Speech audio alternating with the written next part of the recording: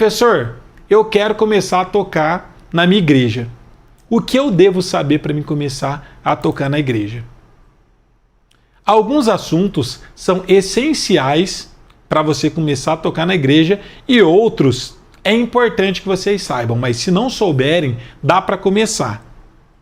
Quais são os principais assuntos que é importante eu começar a estudar para mim tocar na igreja? Primeiro, se você é capaz de tocar um hino na sua casa do começo ao fim, você já é capaz de tocar esse hino na sua igreja. Então não espera você estar perfeito para começar. Outra frase que eu gosto muito que diz: feito é melhor do que perfeito.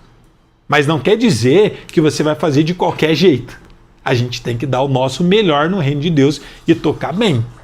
Só que óbvio que esse bem é no nível que você está e aos poucos a gente vai se desenvolvendo e evoluindo. Não espera você saber tudo sobre música para você começar, até porque música é infinito. E você nunca vai saber tudo sobre música, nem eu e ninguém, porque música é infinito.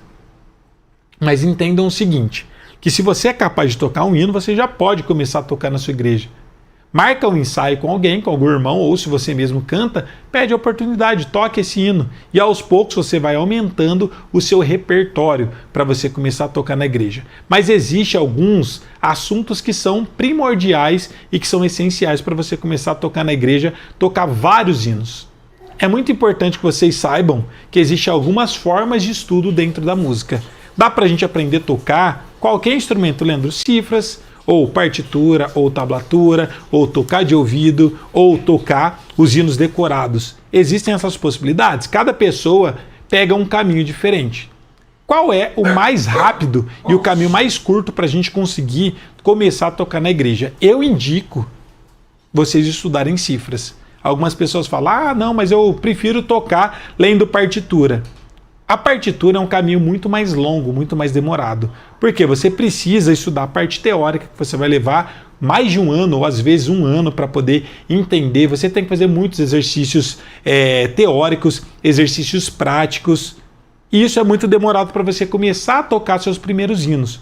Fora que, mesmo se você faz tudo isso, às vezes você não consegue encontrar com tanta facilidade partituras de hinos na internet para você poder estar tocando. Como eu disse para vocês, professor, ele começar pelo ouvido. Se você não tem essa certa base, fica mais difícil de você começar a aprender a tocar de ouvido. Você tem que começar a tocar de alguma forma antes de começar a tocar de ouvido, para você ter essa experiência. Então é um caminho um pouco mais demorado também. Então por isso que eu acredito que a cifra seja o melhor e o menor caminho para você começar a tocar na igreja. Sabendo disso, o que eu indico para vocês é você começar a entender a leitura de cifras, entender os acordes maiores, menores, entender sobre ritmos. Para quem toca teclado, encadeamentos de acordes é essencial. Para quem toca violão, saber as pestanas, que é essencial. Para quem toca contrabaixo, também conseguir criar os seus próprios ritmos, grooves, que vai combinar com o hino. Porque se vocês não sabem isso, que é a base de tudo, fica mais difícil de você conseguir tirar mais hinos. E montar um repertório maior, um repertório grande. Começa a partir dos principais hinos tocados na sua igreja. Como você vai descobrir quais são os principais hinos tocados na sua igreja? Todas as igrejas têm um repertório de mais ou menos uns 50 hinos. Isso juntando todos os grupos. Se for uma igreja pentecostal, que tem o grupo dos jovens, adolescentes, círculo de geração, os corinhos que são cantados, os hinos da harpa cristã, igrejas que têm esse tipo de liturgia, que outros grupos cantam também, normalmente tem uma média de uns 50 hinos com todos os grupos somados. Então, se você for ver, o círculo de oração deve ter uns 10 hinos, que é sempre os mesmos que são tocados. Os adolescentes devem ter uns 10 hinos, as crianças uns 10 hinos. Se você soma tudo, dá mais ou menos uns 50 hinos. Porque eles cantam hoje um hino, na próxima semana outro hino, na próxima semana outro hino, depois na quinta semana às vezes repete o mesmo hino de agora. Então, o que eu indico para vocês? Durante pelo menos uns 3 meses, vocês vão levar o celular de vocês ou um bloquinho de notas e vão anotar todos os hinos que são cantados durante o culto. Então vamos supor que na sua igreja tenha culto toda terça, quinta e domingo. Então, terça-feira você leva um bloquinho de notas e anota todos os hinos que foram tocados pelo grupo que canta os hinos da harpa cristã, pelo grupo dos jovens, adolescentes, todos os grupos que foram cantar, os irmãos cantarem hinos avulsos, você vai anotar na terça-feira. Depois, na quinta-feira, vai anotar todos e no domingo também. Ou se na sua igreja tem culto de quarta e domingo, você vai lá e vai anotar todos os hinos que foi cantado no culto da quarta e depois no culto do domingo. Na próxima semana, a mesma coisa. Vocês vão fazer isso por um período de mais ou menos uns 3 meses.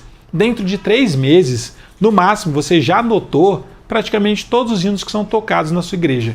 Isso já vai facilitar, porque você já vai ter o norte de pelo menos quais são os principais hinos que são tocados na sua igreja.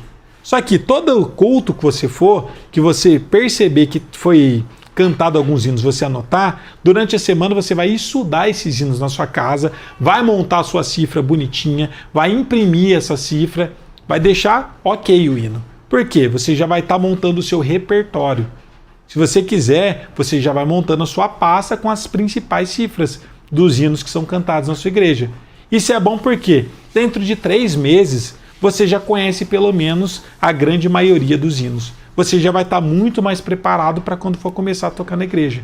Só que eu percebo que tem pessoas que, por não entender isso, fica esperando o momento perfeito para começar. O momento perfeito não existe, gente.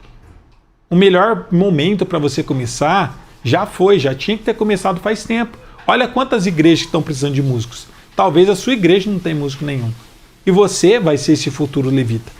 Então, a gente tem que se preparar o mais rápido possível para começar ajudando a nossa congregação. Então, façam isso, monta o seu repertório e comece a tocar da forma que você consegue. Agora, o que eu quero que vocês coloquem em mente, que não quer dizer que o objetivo final vai ser começar a tocar na igreja. É apenas uma fase que a gente tem. Porque eu percebo que algumas pessoas começam de forma simples a tocar na igreja, desse jeito que eu estou falando. Isso é bom? Muito bom. Porque a gente tem que começar a tocar o mais rápido possível. Agora, o que não pode acontecer é você ficar estagnado e achar que isso é o final. O fim de tudo. Não, gente. Você tem que começar a tocar. Começou a tocar, você vai continuar buscando conhecimento, evoluindo e melhorando. Por quê? Se é para tocar no reino de Deus, tocar na nossa igreja, a gente tem que dar o nosso melhor, não o nosso pior. Talvez o seu melhor que você vai conseguir é tocando, lendo cifra e fazer o básico. Mas você vai continuar buscando conhecimento para sempre estar em constante evolução para conseguir estar se desenvolvendo. Então, entendendo isso, você começa o mais rápido possível e continua estudando e se desenvolvendo ao longo do tempo. Tá bom? Então, eu creio que esse seja o caminho mais curto e mais rápido para quem tem um sonho de começar a tocar na igreja. E essas são as ferramentas e os principais assuntos que vocês devem estar estudando.